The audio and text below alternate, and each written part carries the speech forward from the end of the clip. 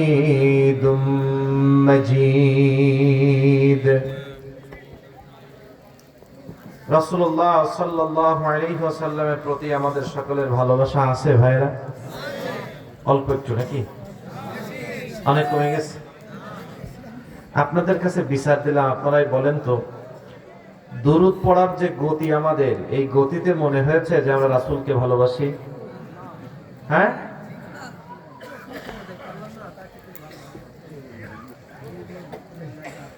সম্মানিত সুধী, মুহাম্মদুর রাসূলুল্লাহ সাল্লাল্লাহু আলাইহি ওয়াসাল্লামের প্রতি যদি কেউ একবার দুরূদ পাঠ করে, আল্লাহ তার উপরে 10টা রহমত নাজিল করে। কয়বার রহমত? কয়টা? কম হয়ে গেছে তাই না? আল্লাহ সুবহানাহু ওয়া তাআলা 10টা রহমত নাজিল তো করেনি, আবার তার জীবন থেকে 10টা গুনাহ আল্লাহ ক্ষমা করে দেন। আমরা যাদেরকে ভালোবাসি, পছন্দ করি, ভক্তি করি, শ্রদ্ধা করি, তাদের সাথে কথা বলতে গেলে হৃদয়ের সবটুকু শক্তি, ভক্তি, শ্রদ্ধা, ভালোবাসা উজাড় করে দিয়েই কথা বলি। আমরা চাই আমাদের প্রিয় মানুষটা যেন কষ্ট না পায়, ঠিক না বেঠিক? কিন্তু জাগতিক যা কিছু আছে সব চাইতে ঈমানের দাবিতে আপনার প্রিয় যিনি হতে হবে তার নাম কি? মুহাম্মদুর রাসূলুল্লাহ সাল্লাল্লাহু। যদি আল্লাহর রাসূলের চাইতে আপনার কাছে ভালোবাসার মানুষ আপনার স্ত্রী হয়, তাহলে আপনি ঈমানের দাবিতে পূরণ করতে পারেননি। যদি রাসূলুল্লাহ সাল্লাল্লাহু আলাইহি ওয়াসাল্লামের চাইতে আপনার কাছে ভালোবাসা প্রিয় হয় আপনার সন্তানের, তাহলে আপনি ঈমানের দাবিতে পূর্ণতা অর্জন করতে পারেননি।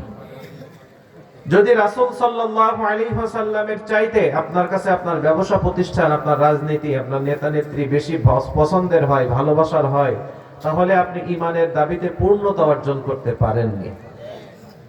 লা ইউমিনু আহাদুকুম হাত্তা আকুনা আহাব্বা ইলাইহি মিন ওয়ালিদিহি ওয়া ওয়ালাদিহি ওয়ান নাসি আজমাইন।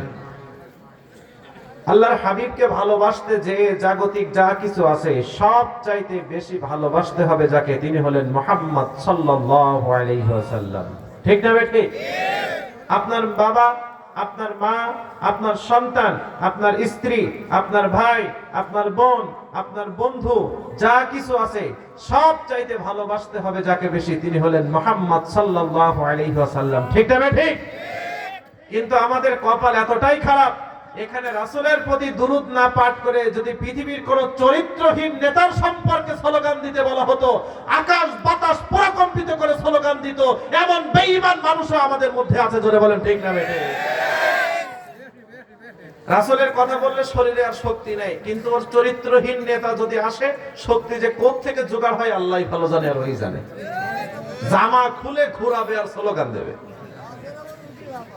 নেম পেলে কাটতে এমন ভাবে উঁচু করে ধরবে যে আমি তো ছোট মানুষ, ওই বেশি উঁচা হচ্ছে না, তুই আমার কাঁধের উপর উঠা।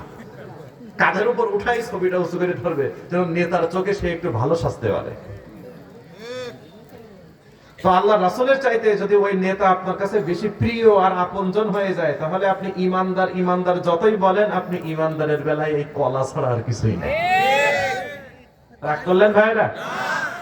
কারণ ওই নেতারও নেতা যিনি, তিনি হলেন মুহাম্মদ সাল্লাল্লাহু আলাইহি ওয়াসাল্লাম।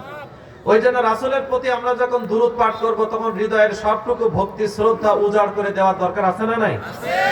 দেখি কেমন ভক্তি আছে, সবাই পড়েন আল্লাহুম্মা সাল্লি আলা মুহাম্মদ ওয়া আলা আলি মুহাম্মদ কামা সাল্লাইতা আলা ইব্রাহিম ওয়া আলা আলি ইব্রাহিম ইন্নাকা হামিদুম মাজিদ।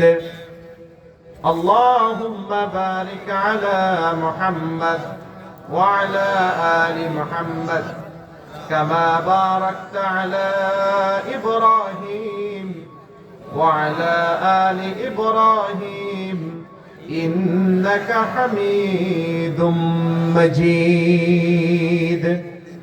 এবার একটু হয়েছে, তাও বেশি ভালো হয়নি। সম্মানিত সুধী, আপনাদের সকলকে উদ্দেশ্য করে বলি, শুধু আপনি মাহফিলে না, যখনই রাসূলের প্রতি দুরূদ পাঠ করবেন, যে সময় হোক, সকালে, বিকালে, দুপুরে, সন্ধ্যা, নামাজের পরে, রাত্রে, শোয়ার আগে হৃদয়ের সবটুকু ভক্তি শ্রদ্ধা দিয়েই দুরূদ পাঠ করবেন। মনে থাকবে ইনশাআল্লাহ সবার? যখনই দুরূদ পাঠ করেন, যে মাহফিলে আপনি জোরে আর আস্তে ওইটা বড় কথা না, কিন্তু ভালোবাসা শ্রদ্ধা রেখে ভক্তির সাথে আরেকজনের সাথে গল্প করতেছি দুরূদ পড়তেছি, এটা না। পিছনে যে সকল ভাইরা আছে আপনাদেরকে একটু কষ্ট দেয়, যদি একটু আগে আগে আসতেন ইনশাআল্লাহ, সামনে অনেক ফাঁকা জায়গা আছে। শয়তানকে আমরা স্পেস দিতে চাই না, আমরা আপনাদেরকে অল্প একটু সময় কিছু কষ্ট দেব ইনশাআল্লাহ। সকল ভাইরা একটু আগে আগে আসেন, সবাই জিকির দেন লা ইলাহা ইল্লাল্লাহ।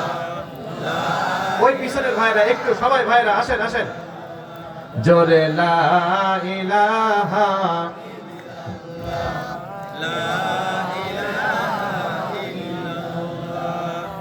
আল্লাহ তুমি দয়াময় করুণা ঘেরা, আল্লাহ তুমি দয়াময় করুণা ঘেরা, তবু দয়াতে ওঠে চন্দ্র সূর্য, তবু দয়াতে ওঠে চন্দ্র সূর্য, আসমান থেকে নামে বাড়ি ধারা, আল্লাহ তুমি দয়াময় করুণা ঘেরা, আল্লাহ তুমি দয়াময় করুণা ঘেরা। ওই বৃক্ষ দাঁড়িয়ে আছে সারি সারি, অপরূপা ফুল ফুটে ঝরছে তারি, বৃক্ষ দাঁড়িয়ে আছে সারি সারি, অপরূপা ফুল ফুটে ঝরছে তারি, মৌমাছি ভ্রমরের মৃদু গুঞ্জন, মৌমাছি ভ্রমরের মৃদু গুঞ্জন, প্রভু বায়ু প্রকৃতির পাগল পারা, আল্লাহ তুমি দয়াময় করুণা ঘেরা, তবু দয়াতে ওঠে চন্দ্র সূর্য, তবু দয়াতে ওঠে চন্দ্র সূর্য, আসমান থেকে নামে বাড়ি ধারা, আল্লাহ তুমি দয়াময় করুণা ঘেরা। ঠিক না ঠিক? আল্লাহর দয়া, তার করুণা, তার রহমত, তার বরকত আমাদেরকে বেষ্টন দিয়ে রেখেছেন, ঘিরে রেখেছেন। এজন্যই তো আমরা পৃথিবীতে সুন্দরভাবে বিচরণ করতে পারি। সম্মানিত সুধী, আজকে হাই স্কুল পাড়া জামে মসজিদের উদ্যোগে দ্বিতীয় বাৎসরিক ঐতিহাসিক তাফসীরুল কোরআন মাহফিল।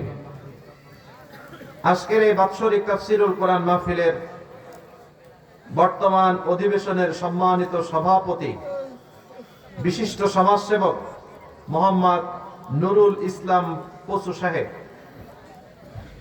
আপনি যাক শুকরিয়া। আল্লাহ সুবহানাহু ওয়া তাআলা আমাদের সভাপতি সাহেবকে নেক হায়াত দান করে দিন, সবাই পড়েন আমিন। আমার আগে কথা বলেছেন হাফেজ মাওলানা রিফাতুল ইসলাম নাইম সাহেব, আপনাদের পরিচিত মানুষ। ও ফিরাতুল, জি ফিরাতুল ইসলাম নাইম সাহেব অনেক সুন্দর বলেছেন, আপনাদের পরিচিত মানুষ, ঠিক না?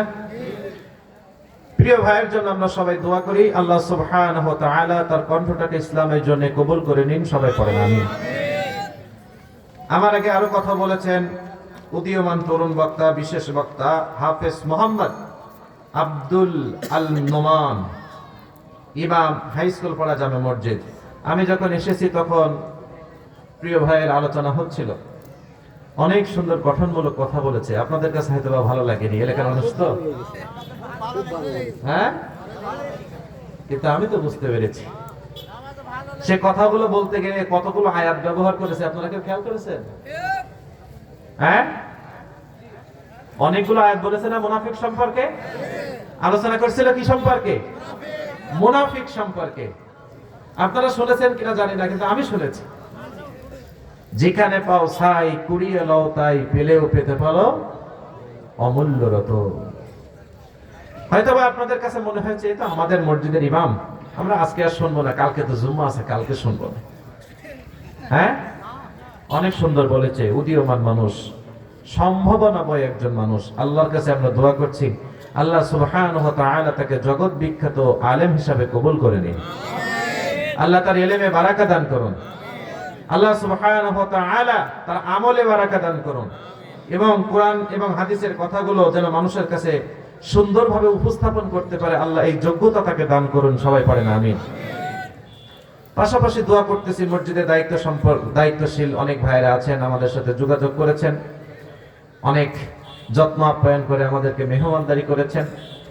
আল্লাহ সুবহানাহু ওয়া তাআলা তাদেরকেও ভালো রাখুন, সুস্থ রাখুন, ঈমানের সাথে রাখুন। জোরে পড়েন আমিন। আপনারা যারা দূর দূরান্ত থেকে এসে মাহফিলটাকে সৌন্দর্যমণ্ডিত করে দিয়েছেন, এই মাহফিলের সৌন্দর্য হলো শ্রোতা, ঠিক না ঠিক? সুতরাং এমন মানুষ অনেক আছে যে স্টেজে যিনারা আছেন ইনাদের চাইতে আপনাদের মধ্যে খেটে খাওয়া মানুষ এমন অনেকেই আছেন যাদেরকে আল্লাহ বেশি পছন্দ করেন, ঠিক না ঠিক? আল্লাহর কাছে কি কোনো চেহারার দাম আছে? কোনো ক্ষমতার দাম আছে? শক্তির দাম আছে? অর্থবিত্তর দাম আছে? দাম কি? ইন্না আকরামাকুম ইনদাল্লাহি আতকাকুম ইন্নাল্লাহা আলিমুন খাবীর। জোরে পড়েন সুবহানাল্লাহ। ব্যক্তিটা খায় রিকশা চালিয়ে, মাঠে কাজ করে, পাটা ফেটে চৌচির হয়ে গেছে, মানুষজন তার সাথে একটু সালাম দিয়ে মুসাফা করে কথাও বলতে চায় না, অথচ ওই ব্যক্তির তাকওয়া আছে। রব্বুল আলামিন বলেন, আমি ওই ধনাত্ম আর চেহারাবান ব্যক্তিকে পছন্দ করি না, ওই পা ফাটা মানুষটাকে তাকওয়া থাকার কারণে বেশি পছন্দ করি। সুতরাং আমি বিশ্বাস করি আপনাদের মধ্যে এমন অনেকেই আছেন ইনশাআল্লাহ আল্লাহর প্রিয় ব্যক্তিত্ব, স্টেজের যিনারা আছেন তাদের চাইতে আমার বিশ্বাস আপনাদের মর্যাদা আল্লাহর কাছে অনেক বেশি। তো আপনারাও এই শামিয়ানার নিচে শীতের রাতে শুনতে এসেছেন, আপনাদের জন্যও দোয়া করি রব্বুল আলামিন কিয়ামতের ময়দানে আমাদের সকলকে যেন ক্ষমা করে জান্নাতুল ফিরদাউসের মেহমান বানিয়ে দেন।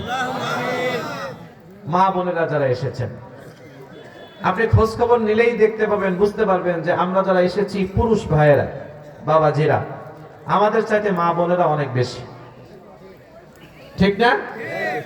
এখন মা বোনদের তো আর আমাদের মতো এমন বাজারে বাজারে ঘুরে বেড়ানোর সুযোগ হয় না, একটু বাদাম খাই, একটু এই খাই, একটু তাই খাই। এমন অনেক ব্যক্তি আছে যে মাহফিলের মঞ্চ থেকে উঠে যে একটা বিড়ি খেয়ে এসে আবার বসে।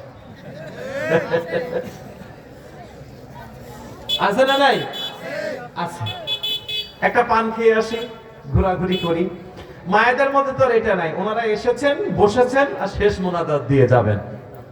ওই সকল মা বোনদের জন্য দোয়া করি আল্লাহ রাব্বুল আলামিন তাদেরকেও ক্ষমা করুন এবং কিয়ামতের ময়দানে জান্নাতুল ফিরদাউসের মেহমান বানিয়ে দিন। সবাই পড়েন আমিন। আরো জোরে বলেন আমিন। প্রিয় ভাইরা, আসুন আমরা কোনো আলোচনার ভূমিকায় যেতে চাই না, সরাসরি আলোচনার দিকে চলে যেতে চাই। কি বলেন আপনারা? আমরা সবাই কোরআন থেকে কথা শুনবো ইনশাআল্লাহ। রাজি আছেন নাকি আপনারা কিচ্ছা কাহিনী শুনবেন? কোরআন থেকে শুনবেন? আমি তো জানি মেহেরপুরের মানুষ অতটা বোকা না যে কিচ্ছা কাহিনী শুনে এই শীতের রাত পার করবে। সচেতন না আপনারা? আলহামদুলিল্লাহ, ওয়াজের মাঠে এখন শ্রোতারাও সচেতন হয়ে গেছে।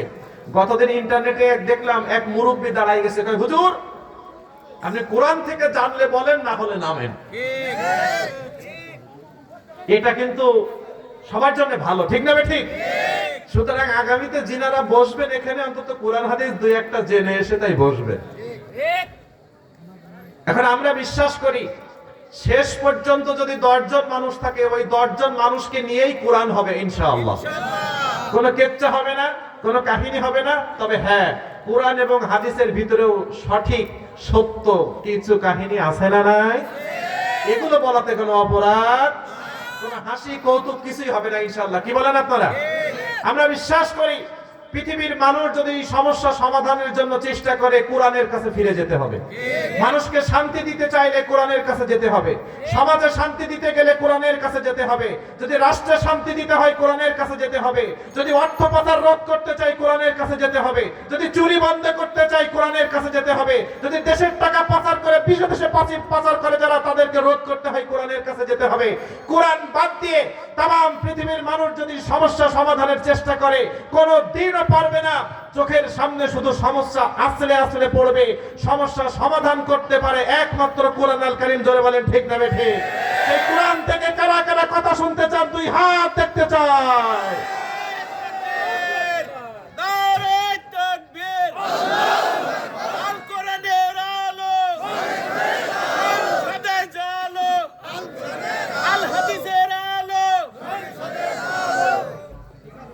আল্লাহ কবুল করো, জোরে পড়েন আমিন। আজকে আমরা কথা বলবো পবিত্র কোরআনুল কারীমের 6 নম্বর সূরা। সবাই একটু আওয়াজ দিয়ে বলেন প্রিয় ভাইরা, কত নম্বর সূরা? সূরার নাম সূরাতু আল আনআম। সংক্ষেপে বললে হবে আনআম। সূরার নাম কি? আনআম। আয়াত নাম্বার 44। সূরা নাম্বার কত? 44। সূরা নাম্বার কত? সূরার নাম কি? আয়াত নাম্বার কত? 44। আয়াতের সরল অনুবাদ, আল্লাহ সুবহানাহু ওয়া তাআলা বলেন, আমি যখন তাদের মাঝে উপদেশ দিলাম, তাদেরকে উপদেশ দিলাম, আমি আল্লাহ রাব্বুল আলামিনের উপদেশ না মেনে উপদেশটা প্রত্যাখ্যান করলো। যখন আমি আল্লাহর উপদেশ প্রত্যাখ্যান করলো, আমি তাদের জন্য আকাশের দরজাগুলো খুলে দিলাম, তাদের মাঝে নিয়ামতের বারিধারা বর্ষণ হতে শুরু করলো। যখন এই ধন সম্পদ অর্থবিত্ত পেয়ে তারা আনন্দে উল্লসিত উচ্ছ্বসিত হওয়া শুরু করলো, আমি আল্লাহ তখন তাদেরকে এমন ভাবে ধরলাম যে আমি আল্লাহ যখন তাদের ধরলাম, তাদের সব আনন্দ শেষ, এখন তাদের বেদনা শুরু হয়ে গেল। আয়াতের সরল অনুবাদ। আল্লাহ সুবহানাহু ওয়া তাআলা যাদেরকে উপদেশ দেন, ওই উপদেশ যদি তারা গ্রহণ না করেন, তাহলে আল্লাহ রাব্বুল আলামিন তাদের জন্য কি করেন? আকাশের দরজাগুলো খুলে দেন, তাদের অবস্থার উন্নতি হতে শুরু করে, সম্পদ বাড়ে, শক্তি বাড়ে, ক্ষমতা বাড়ে, প্রতিপত্তি বাড়ে। এই যে ক্ষমতা বেড়ে গেল, সম্পদ বেড়ে গেল, এইগুলো পেয়ে তারা আনন্দ উল্লাসে ফেটে পড়লো। আল্লাহ সুবহানাহু ওয়া তাআলা বলেন, ওরা যখন আনন্দ উল্লাস করা শুরু করে দিল, তখন আমি ওদেরকে কি করলাম? পাকড়াও করলাম। আমি আল্লাহ ওদেরকে ধ্বংস করে দেওয়ার সিদ্ধান্ত নিয়ে নিলাম। যখন আমি আল্লাহ ওদেরকে পাকড়াও করলাম, ফাইদা হুম মুবলিসুন, তখন তাদের চেহারাগুলো কালো হয়ে গেল, হতাশার ছাপ চলে আসলো, তারা নারাজ হয়ে গেল, অখুশি হয়ে গেল। জোরে পড়েন নাউযুবিল্লাহ। রব্বুল আলামিন বলেন, ফালাম্মা নাসু মা যুকিরু বিহি ফাতাহনা আলাইহিম আবওয়াবা কুল্লি শাই হাত্তা ইযা ফারিহু বিমা উতু আখাযনাহুম বাগতাতান ফাইযা হুম মুবলিসুন।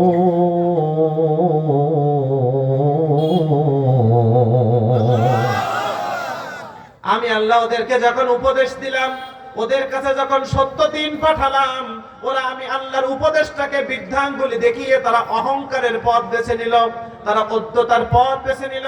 আমি আল্লাহ সুবহানাহু ওয়া তাআলার বিরুদ্ধাচরণকে তারা বেছে নিল। আমি আল্লাহ রাব্বুল আলামিন ওদের জন্য আকাশের দরজাগুলো খুলে দিলাম, নিয়ামতের বারিধারা তাদের উপরে শুধু নামতেই শুরু করলো, নামতেই শুরু করলো, নামতেই শুরু করলো। সম্মানিত সুধী, পৃথিবীর বুকে তাকিয়ে দেখবেন, অনেক সময় যারা আল্লাহর নাফরমানি করে, তাদের সম্পদ আর ক্ষমতা দুইটা একভাবে বাড়তে শুরু করে। আপনি বলেন, আমি নামাজ পড়ি, রোজা রাখি, হজ করি, যাকাত দেই, আল্লাহ কি আমার উপরে মোটেও দেখে না?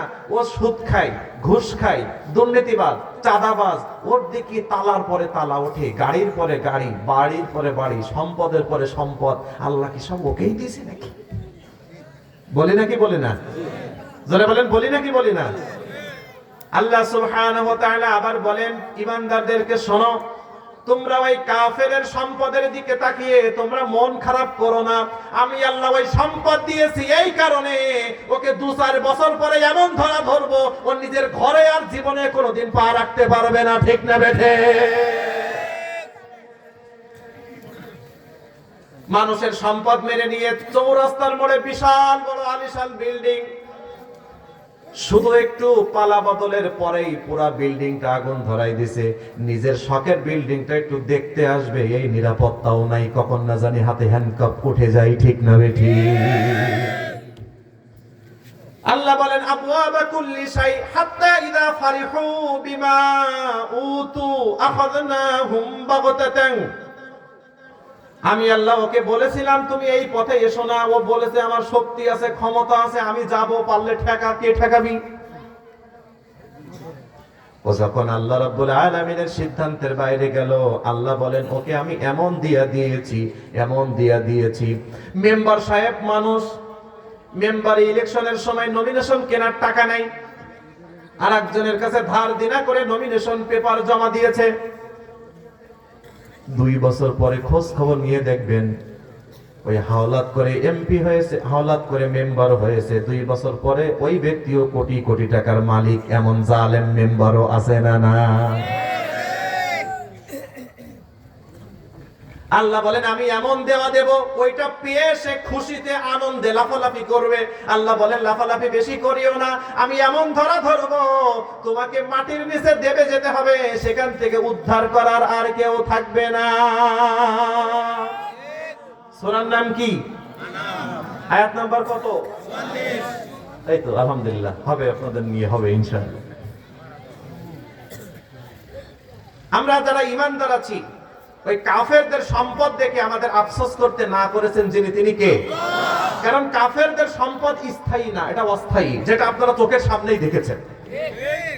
স্থায়ী না অস্থায়ী? বিল্ডিং পড়ে আছে, সম্পদ পড়ে আছে, ব্যাংক ব্যালেন্স পড়ে আছে, ব্যাংকে কোটি কোটি টাকা, কিন্তু একটা টাকা উঠানোর ক্ষমতা নাই, অ্যাকাউন্ট হিসাব জব্দ হয়ে গেছে। বিশাল বড় প্রতিষ্ঠান ছিল, নিজে এসে সেই প্রতিষ্ঠানের ক্যাশ ক্যাপিটাল বুঝে নেওয়ার সক্ষমতা নাই। 10 তলা 20 তলা বিল্ডিং আছে, ভাড়াটিয়ারা থাকে, তাদের কাছে এসে বলারও ক্ষমতা নাই যে ভাড়াগুলো দিয়ে দাও। ঠিক না ভাই? ঠিক। এমন অনেক ব্যক্তি আমরা দেখেছি, নিজের চোখে দেখেছি, মানুষের পকেট কেটে কেটে টাকা নিয়েছে, মানুষের নামে মিথ্যা মামলা দিয়ে আদালতের মধ্যে বন্দী করে, পুলিশের কাছে বন্দী করে, থানায় বন্দী করে, জনপ্রতি 20,000, 30,000, 40,000 অর্থবিত্তবানদের কাছ থেকে লক্ষ লক্ষ টাকা নিয়েছে। এমন জালেম ব্যক্তিও সমাজে আছে না? নাই। লিস্ট করে করে মানুষ উঠাইছে। কি করে? রাগ করতেছেন আপনারা? লিস্ট করে করে মানুষ তুলে নিয়েছে, থানায় জিম্মি করে, তুই তো একটু গরিব মানুষ 20,000 দে, তুই তো একটু ধনী মানুষ 50 দে, ও 2টা ভাটা আছে 2 লাখ দে, না এটা কিন্তু মামলা আরো বড়। এই করে করে রাস্তার পাশে একটা বিল্ডিং করেছে, ওই বিল্ডিং এর জায়গাটা অন্য মহিলার জায়গা জোর করে দখল করে নিছে। বিশাল বড় আলিশান বিল্ডিং, নিজের চোখে আমি দেখেছি। ওই বিল্ডিংটা শুধুমাত্র সময় পরিবর্তন হওয়ার কারণে এমন আগুন দেওয়া দিয়েছে, সব আলিশান বিল্ডিং রাজপ্রাসাদ পুরে ছাই।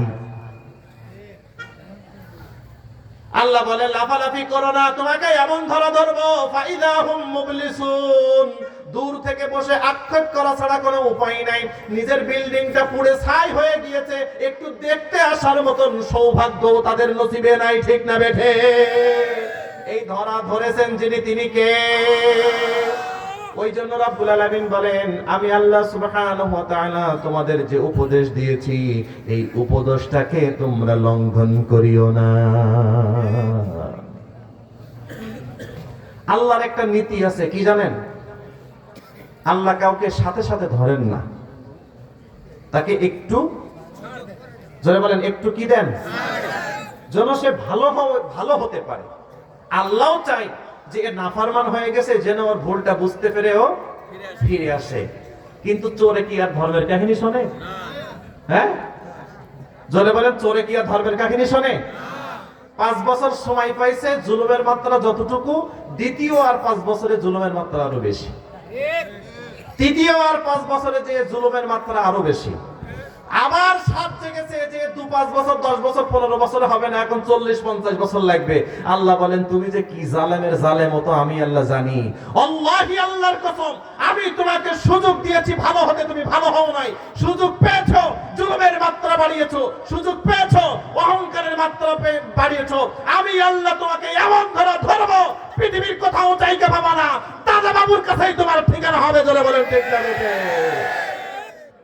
وكذلك أخذ ربك إذا أخذ القرى وهي ظالمة إن أخذه আলিমুন শাদীদ। কথাটা কার?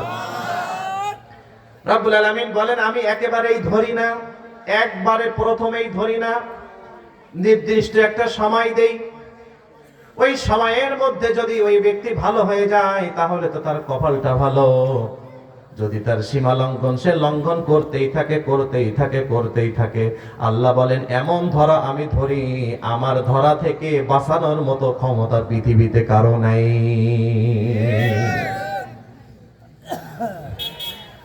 আল্লাহ রাব্বুল আলামিন বলেন ওই বেঈমান গুলোকে যাদেরকে আমি উপদেশ দিলাম, আমার উপদেশ লঙ্ঘন করলো, আমি আল্লাহর বিরুদ্ধে চলে গেল, ওদেরকে আমি জাহান্নামের সামনে পেশ করব, জাহান্নামের সামনে বেঁধে রাখবো। আল্লাহু আকবার বলেন। কার কথা?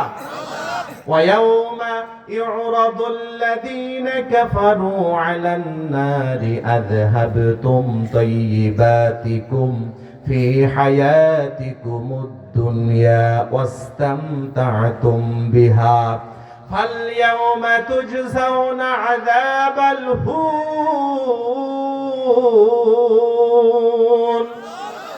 عذاب الهون بما كنتم تستكبرون في الأرض بغير الحق وبما كنتم تفسقون।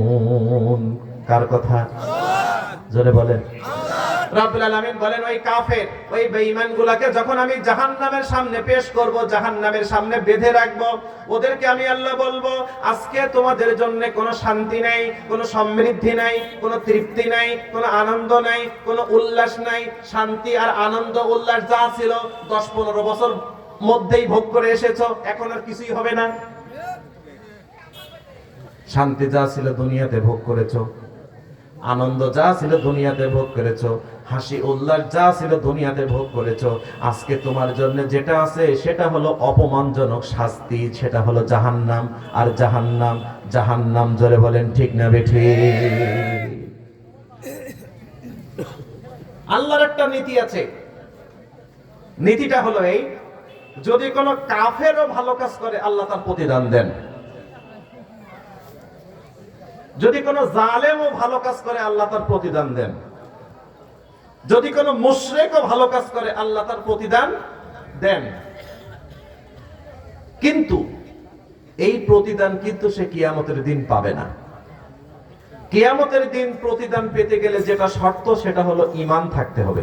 ঈমান না থাকলে কিয়ামতের দিন ভালো কাজের কোনো মূল্য নাই। তো যে কাফের ও তো ভালো কাজ করেছে, তাহলে প্রতিদান কোথায়?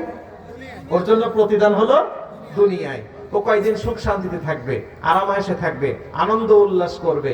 আল্লাহ সুবহানাহু ওয়া তাআলার জন্য কিছু দিয়েছে, সাদাকা করেছে, দান করেছে, মানুষের উপকার করেছে, মানুষের কল্যাণে এসেছে, এর যে বিনিময় আছে আল্লাহ ওটা দুনিয়াতে সুখ শান্তি দিয়ে এই বিনিময়টাকে শোধ করে দিবেন। কিয়ামতের দিন ওর জন্য শুধু জাহান্নাম আর জাহান্নাম, জাহান্নাম আর জাহান্নাম।